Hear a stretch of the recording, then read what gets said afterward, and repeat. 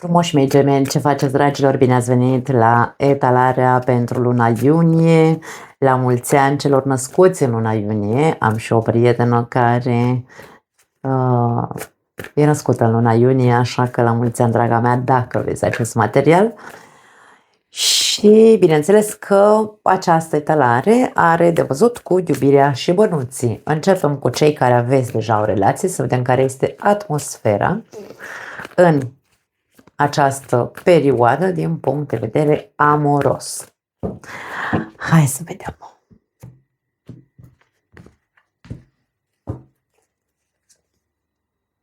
As de cupe, foarte frumos, foarte frumos. 2 de spade, de ce refuzi iubirea? Și 10 de spade, wow! La capătul cărților avem cavaler de monede. Pentru cei care aveți o relație, dragii mei, relația voastră încă merge, dar merge târâș grăpiș, îmi vine să spun. Și aici, în 3 de spade, ce s-a întâmplat? Poate fi vorba despre ce s-a întâmplat în trecutul recent, în viața voastră. V-ați făcut foarte mult rău din cauza ego-ului, fiecare dintre parteneri cu ego-ul lui a contribuit la distrugerea, îmi vine să spun, sentimentelor. Au existat trădări aici, pentru că putem să conectăm acest 10 de spade cu acest 3 de spade. 3 de spade, durere sufletească, dezamăgire intensă, poate fi din cauza impulsivității, a ego-ului sau a aventurilor, pentru că bâta înseamnă și aventură. Relația deocamdată există, aș spune. Dar iubirea pare că, sau partea sentimentală este, inimioara e plină de răni.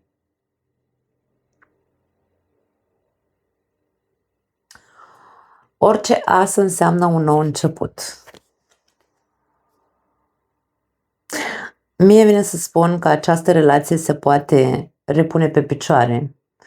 Ne putem vindeca, pardon, vă puteți vindeca, da? Vă veți putea vindeca.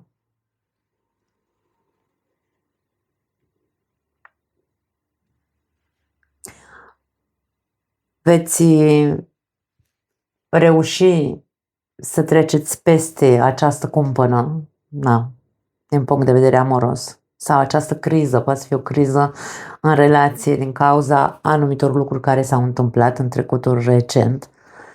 Ideea este că aici avem un 2 de spade și 2 de spade ne arată simbolic, foarte clar, această imagine. O persoană legată la ochi, în jurul capului ei sunt aceste ciori, care ciorile reprezintă gândurile noastre, care sunt negre, propostioase, cra, cra, cra, toată ziua urlă în capul nostru, nu ne lasă să... Da, trag de părul acestei persoane, aceste ciori, ca și cum i-ar trage de...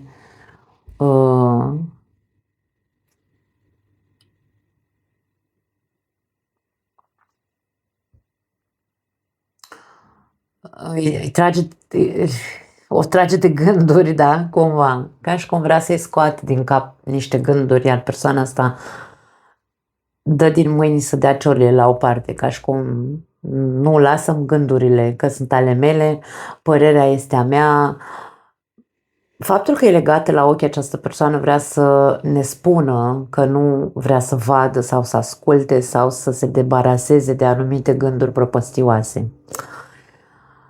În momentul în care există trădări, durere, nu știu, pierderi, 10 de spade poate să fie pierdere, da, din punct de vedere amoros, dezamăgiri profunde și așa mai departe. Nu e ușor, e o etapă complicată, de a spun o criză din punct de vedere amoros sau emoțional. Nu e o perioadă ușoară, dar există toate șansele să treceți peste dacă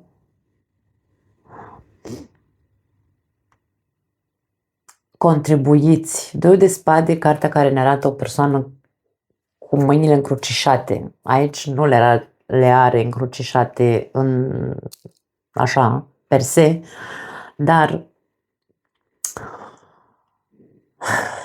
ca și cum închisă din punct de vedere emoțional sau atât de îndulerată încât se protejează foarte tare, are grijă la ce spune, are grijă la ce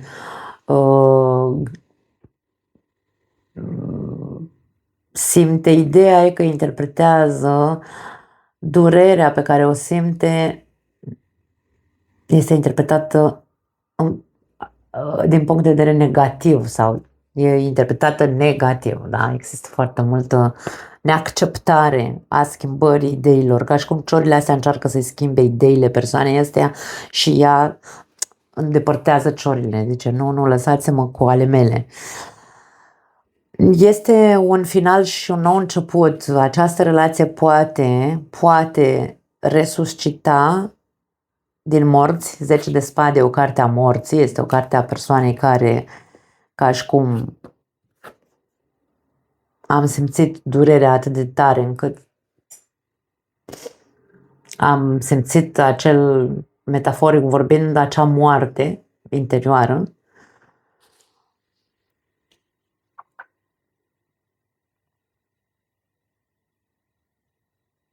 Dar este un nou drum, este o nouă șansă, este vorba despre a vă putea repune relația pe picioare, dacă nu se refuză, bineînțeles, o altă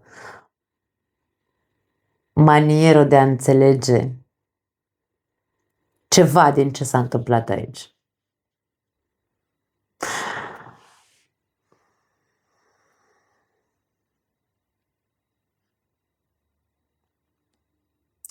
Eu nu văd varianta în care să-mi spună că unul dintre cei doi parteneri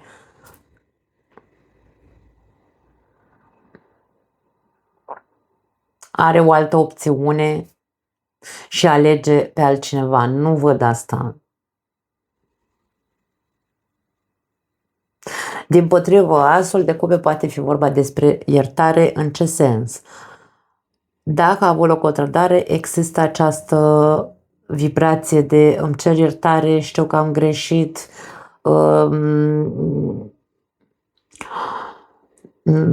nu știu că am greșit, dar totuși nu vreau să ne despărțim, vreau să rămânem împreună și cealaltă persoană este ca și cum nici nu vreau să te aud, nu știi cât de mult rău mi-ai făcut, nu mă interesează, poți să-ți cer iertare 2 secole că nu vreau să te văd, are ochii astupați, nu vreau să te văd, nu vreau să mai spui nimic. Aș spune dați-vă timp. De ce? Pentru că avem acest cavalier de monede, dați-vă timp și întrebați-vă dacă în acest timp, bineînțeles, chiar dacă durerea este foarte mare, aici pare că vi se spune e normal să fii în defensivă, e normal să fii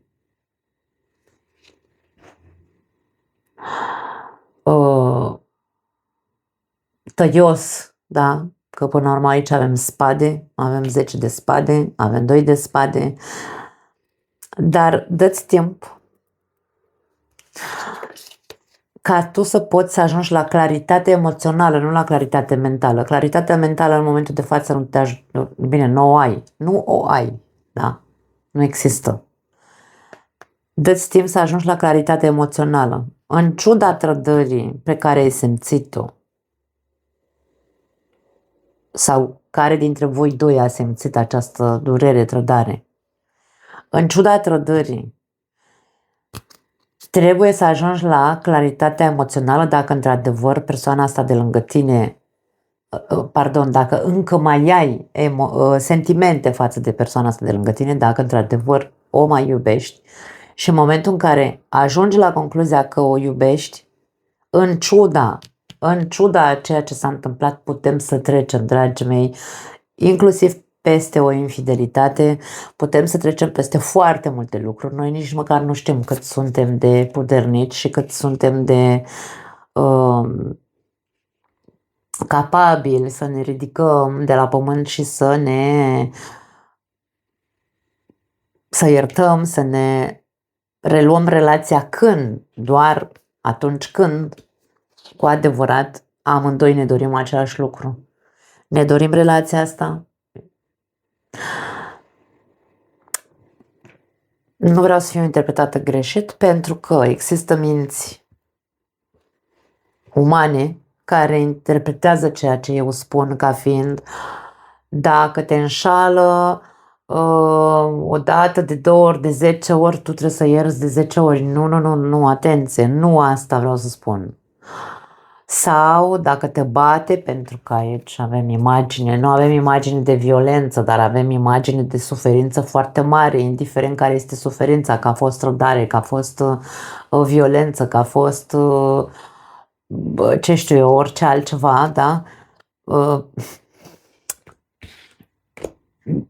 Pe mine m-ați auzit de milioane de ori probabil spunând: nu sunt de acord cu violența în niciun fel, nici psihică, nici emoțională, nici fizică, bineînțeles.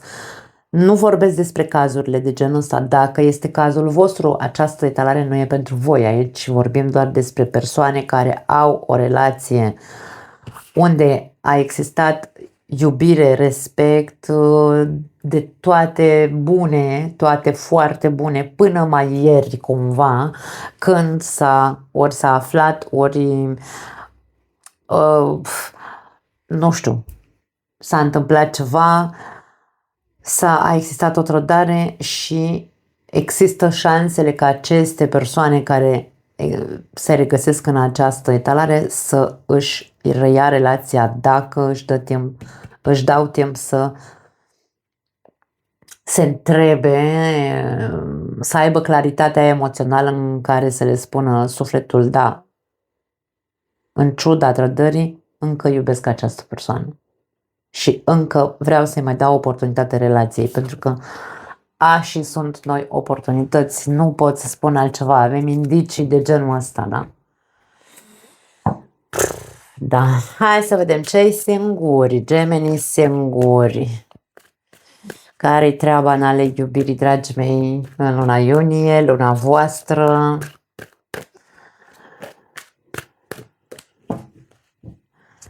Gemeni singuri. Îndrăgostiții, eremitul și asul de monede. Și la voi aici e o chestiune de construcție, de a pune bazele, cel puțin, unei relații. Avem 8 de spade la capătul cărților. Pentru unii dintre voi e doar o chestiune de alegere. Poate că unii, wow, ia uite și la voi. Și la voi e o chestiune de decizii, dar de ce fel de decizii? În primul rând e decizia față de tine. Ai de gând să te repui pe picioare, ai de gând să te ridici de acolo din morți. Avem 5 de cupe care ne vorbește despre un blocaj pe care l-ai suferit din punct de vedere emoțional. Aici putem să vorbim despre un doliu pentru unii dintre voi. Putem să vorbim despre suferință foarte multă, dezamăgiri amoroase și așa mai departe, care te-au adus într-un punct în care nu mai cred, Domne, în nimeni, nu mai cred în nimic, nu cred eu că o să mai reușesc să găsesc pe cineva cu care să construiesc o relație. Aici este foarte mult, nu neapărat că nu vreau, ci e vorba despre nu pot. Nu pot, la câte mult am suferit sau la câte multe pierderi amoroase sau pierderi în relație am avut, sau câte multe eșecuri, da, mai repede decât pierderi, câte eșecuri emoționale am avut, nu pot să văd altfel lucrurile. Cam asta este atitudinea unora dintre voi, da? Și asta este lupta interioară cu care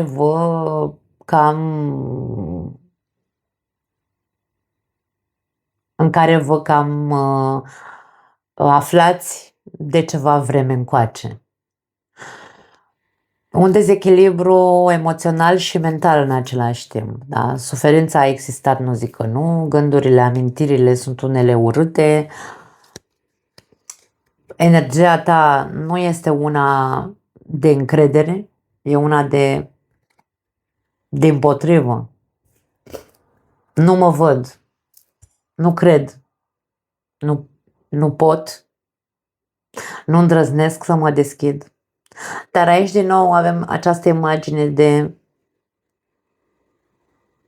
unde ți se spune alege înțelept,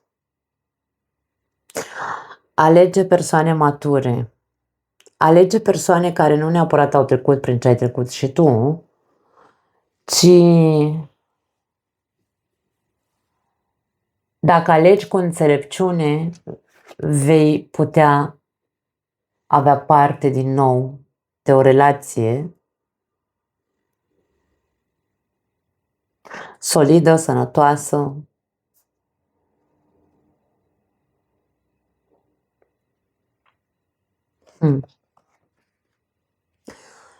Pentru alții dintre voi există două opțiuni, da? Pentru alții există două persoane sau două căi. Să mă izolez, să rămân în continuare singur. Aici nu e vorba de a rămâne burlac, ci a rămâne singur, a trăi singur. Nu, eu prefer, chiar dacă sunt împreună cu cineva, prefer să eu la mine acasă, tu la tine acasă. Nu ne mai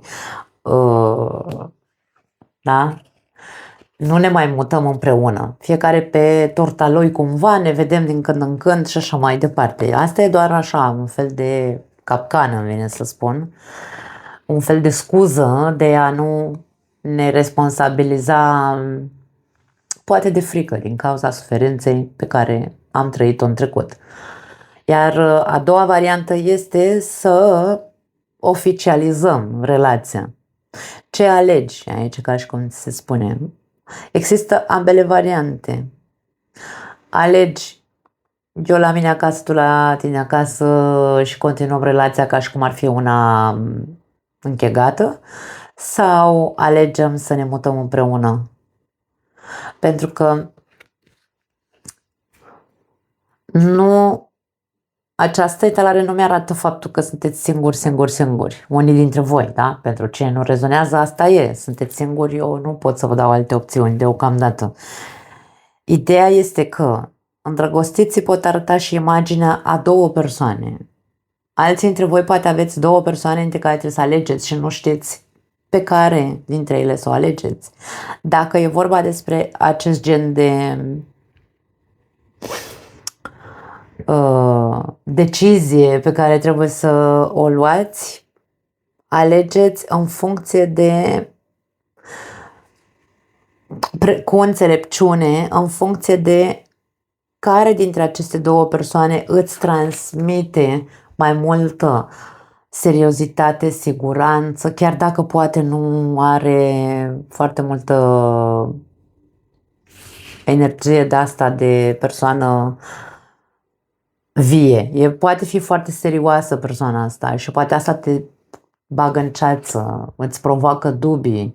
Unul e prea serios, celălalt poate e un pic mai, nu știu, mai așa, mai cum îți place ție. Gemenii sunt arhetipul varietății, au nevoie de joacă, au nevoie de suspans, au nevoie de, nu știu, să existe viață cumva, da? Acum, eu aș spune că ce ne arată această imagine a cărților este alege înțelept prin evaluarea celor două persoane, care dintre ele îți inspiră sau îți inspiră ție mai multă siguranță și seriozitate. Hai să vedem bănuții. Ce se arată din punct de vedere financiar pentru gemeni? Finanțele în luna iunie, finanțe tot felul, știți, da? Bani, nu știu, vânzare, cumpărare, joburi, afaceri, tot ce înseamnă partea economică a vieții. Cavaler de bâte, acțiune, 9 de spade, îngrijorare și 10 de bâte. Foarte mult stres, o perioadă destul de complicată, aș spune, din punct de vedere financiar. Și un cavaler de spade la capătul cărților. Pare că gemenii sunt furioși. Sunt furioși, sunt agitați, sunt îngrijorați, sunt stresați. Un soi de burnout văd aici pentru unii dintre voi. Nu neapărat pentru că nu merge bine din punct de vedere financiar, nu doar asta poate să fie una dintre imaginile acestei combinații, ci poate să fie din cauza faptului că nu ați luat niciun fel de pauză. Atenție aici, ați fost foarte mult în ultima perioadă pe a face, pe a avea, pe a construi, pe a, nu știu, ați alergat foarte mult. Acești doi cavaleri sunt singurii cavaleri care sunt așa, foarte agitați și puși pe acțiune intensă și de aia simt aici un soi de burnout, da, pentru unii dintre voi.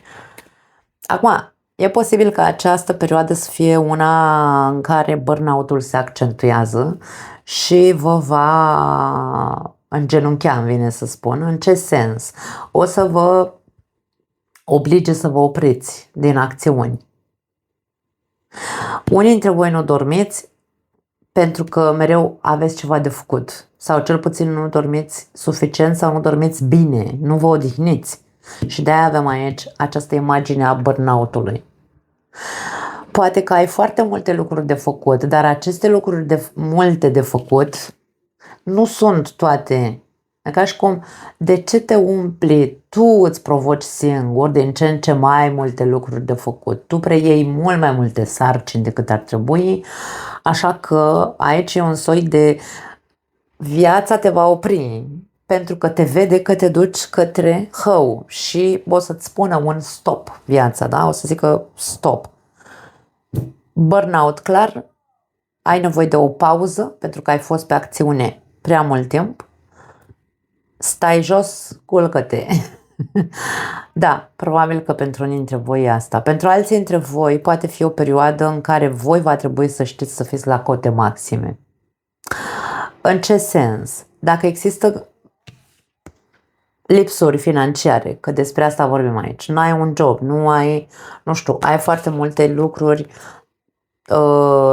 s-au acumulat, 10 de bâte, o carte a acumulării și de-aia avem îngrijorare aici.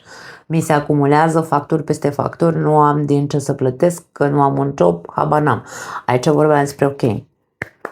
Ca și cum cărțile spun, pe ce ai pierdut timpul până acum și nu te-ai pus în acțiune să-ți rezolvi această problemă și ai lăsat să se acumuleze atât de multe lucruri încât acum să ajungi cumva să te dai cu capul de pereți, simbolic vorbind, că văleleu ce fac, că ia uite câte mi s-au acumulat în cărca mea și eu n-am de unde să plătesc. Aici e vorba despre, ok, acțiunile trebuie să fie clare și cu un obiectiv.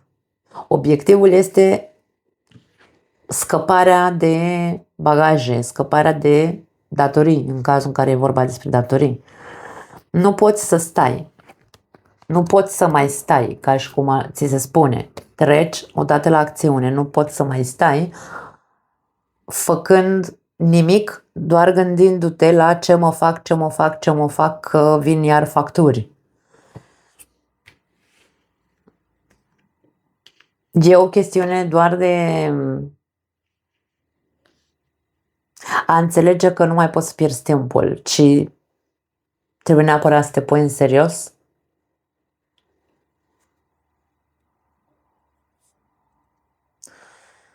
Să faci tot posibilul să scapi de